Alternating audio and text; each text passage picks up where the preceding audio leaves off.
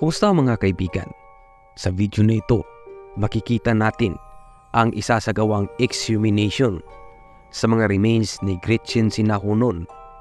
Ang babae ito ay namatay noong 2017 sa Toledo, Cebu sa isang vehicular accident. Ito ang aktual na video ng pag-alis ng kanyang remains.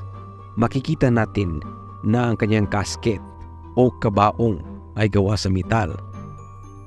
Nang buksan, makikita sa video na buo pa rin ang balat nito sa mukha.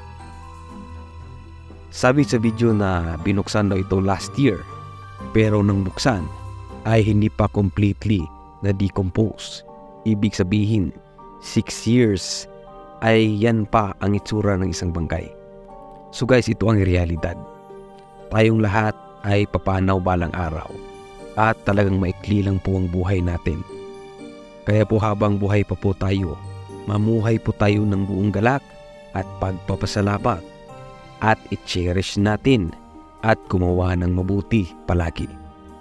Hanggang dito na lamang po at abangan po sa susunod ang mga bagong uploads.